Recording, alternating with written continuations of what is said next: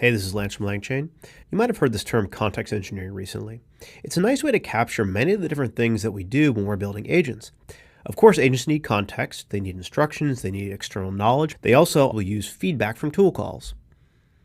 Context engineering is just the art and science of filling the context window with just the right information at each step of the agent's trajectory. Now I want to talk about a few different strategies for context engineering, which we can group into writing context, selecting context, compressing context, and isolating context. I'll walk through some interesting examples of each one with popular agents that we use frequently in our day-to-day work, and I'll also talk about how LangGraph is designed to support all of these. But first, what is context engineering? Where did this come from? Well, Toby from Shopify had an interesting post here saying he likes the term context engineering. Karpathy followed up on this and offered a good definition. Context engineering is the delicate art and science of filling the context window with just the right information for the next step. And Karpathy's recently highlighted an interesting analogy between LLMs and operating systems. Like the LLM is a CPU, context window is like RAM, or its working memory, and importantly, it has limited capacity to handle context. And so just like an operating system curates what fits in RAM, context engineering you can think of as the discipline or the art and science of deciding what needs to fit in context of, for example, each step of an agent trajectory. Now, what are the types of context we're talking about? Well, we can think about this as an umbrella over a few different themes. So one is instructions. You've heard a lot about prompt engineering, and that's just a subset of this. There's, of course, things like memories, there's few-shot examples, there's tool descriptions. There's also knowledge. That could be facts, that could be memories, and there's tools, which could be feedback from the environment, for example, using APIs or calculator or other tools. And so you have all these sources of context that are flowing in to LLMs when you're building applications.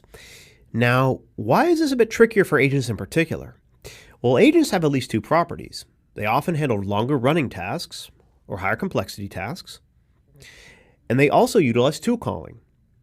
Now, both of these things result in larger context utilization.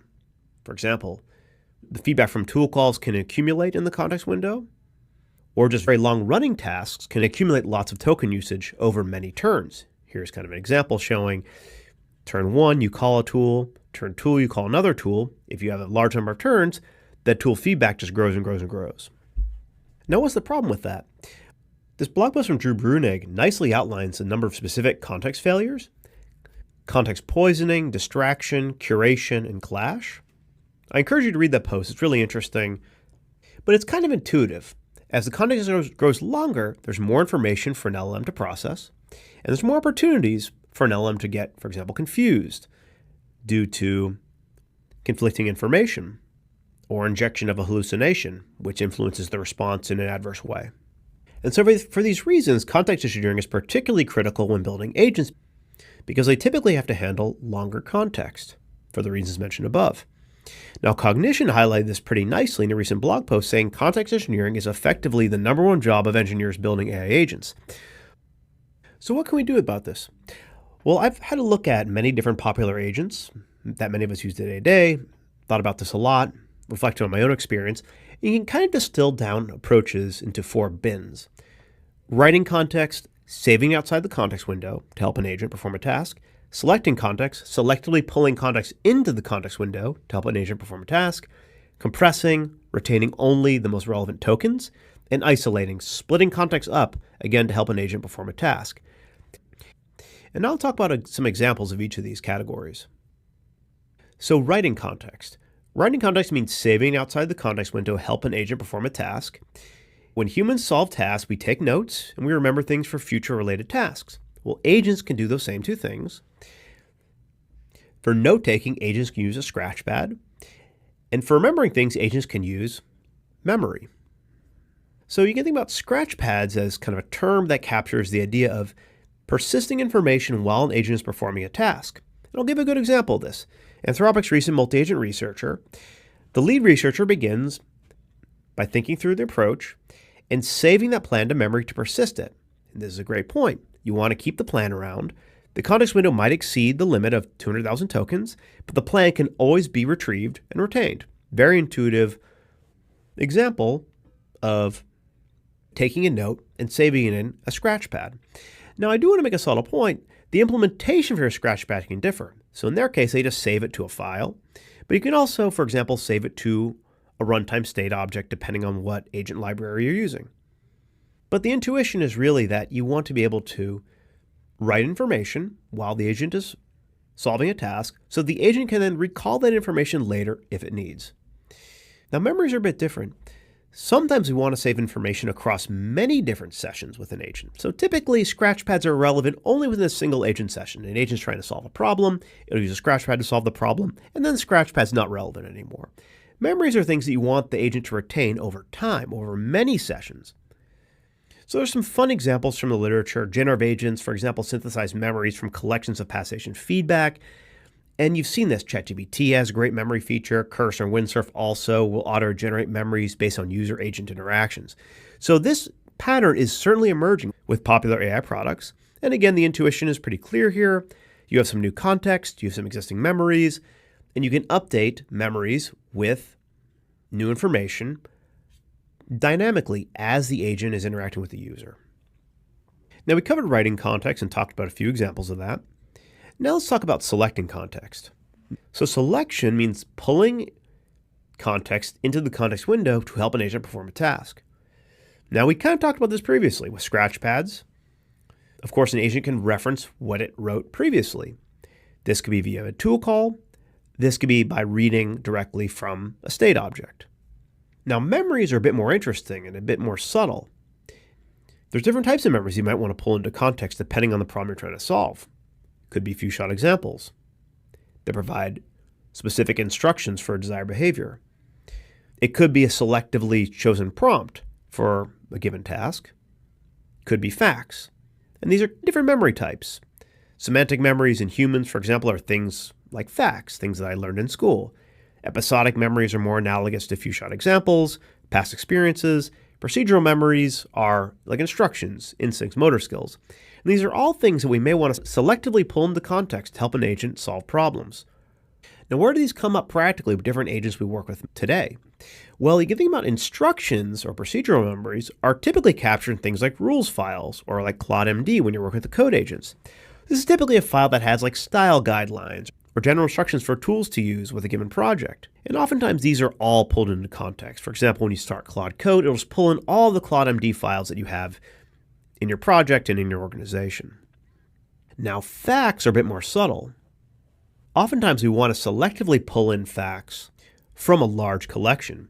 And this is where it's common to think about things like embedding-based similarity search or graph databases to actually house collections of memories in order to better control their retrieval and ensure that only relevant memories from a large collection are pulled in at the right time. Now, tools are another very interesting thing we often want to pull into context. Now, one of the problems is that agents have difficulty with handling large collections of tools. This paper I link here has some interesting results on that, showing degradation after around 30 tools and complete failure at around 100 tools. And so they propose using RAG over tool descriptions. So that's just basically embedding tool descriptions and using retrieval based on semantic similarity to fetch out relevant tools for a given task. And this can improve performance significantly. So it's a nice trick for pulling selectively only relevant tools into context. Now, finally, I want to talk about knowledge. RAG is a huge topic. You can kind of think about memories as a subset of RAG, but RAG is, of course, much broader. We often want to augment the knowledge base of an LLM with, for example, private tokens. The code agents are some of the largest scale RAG apps currently, and I actually thought this post from Varun, the CEO of Windsurf, was quite interesting. He talks a bit about the approaches that they use for retrieval, and the real point is it's quite non-trivial. So, of course, you're using indexing and embedding-based similarity search as a core RAG technique. But then you have to think about chunking. So they, for example, do AST parsing to chunk along semantically meaningful code boundaries, not just random blocks of code. So that's kind of point one. But he also mentions that pure embedding-based search can become unreliable. So they use a combination of techniques like grep, file search, knowledge graphs, and they use an LLM-based re-ranking on top of all of these. So when you look at knowledge selection in popular agents, for example, like the code agents, this is highly non-trivial, and a huge amount of context engineering goes into knowledge selection. So we talked about writing context, we talked about selecting context. Now let's talk about compressing context. This really involves retaining only the tokens required to perform a task. So a common idea here is summarization. If you used Claude Code, for example, you might have noticed that it'll call auto-compact once the session reaches 95% of the context window, 200,000 tokens for the Claude series. And so that's an example of applying summarization across a full kind of agent user trajectory. But what's kind of interesting is you can also apply summarization a bit more narrowly. Like Anthropic's recent multi-agent research paper talked about applying summarization only to completed work sections. Cognition's post makes a similar point, but they apply summarization, in this example, at the interface between different agents and subagents. So they kind of use summarization to compress context, such that, in this case, subagent 1 has a compression of the context that the initial agent was using. So it's kind of a means of information handoff, in this case, between linear subagents. But the principle is the same in all cases. Summarization is a very useful technique for compressing the context in order to manage overall token bloat when working with agents. Now, it's also worth calling out that you can use trimming as well, and you can kind of think about this as more selective removal of tokens that you know are relevant. So you can use, for example, heuristics to keep only recent messages. That's kind of a simple approach. Or you can use learned approaches, and this is an LLM-based approach for trimming or context pruning. So we covered writing, selecting, compressing context. Now let's talk about the final category of isolating context. So isolating context involves splitting up to help an agent perform a task. Now, multi-agent is the most intuitive example here. So the Swarm library from OpenAI was designed based on separation of concerns, where a team of agents can all have their own context window and tools and instructions. Anthropic made this a bit more explicit in their recent multi-agent researcher post. They mentioned that the subagents operate in parallel with their own context windows, exploring different aspects of the question simultaneously. And one of the key points from their blog post is really that the ability to use multi-agent expands the number of tokens that the overall system can process, because each agent has its own context window and can independently research a subtopic, and that allows for richer generation of reports because the system was able to process more tokens across these various subagents. Now, there's some other techniques for context isolation that I want to call out. I thought Hugging Face's OpenTeam research gives an interesting example. So they use a code agent. A code agent uses an LM to generate executable code that contains whatever tool calls that the agent wants to run.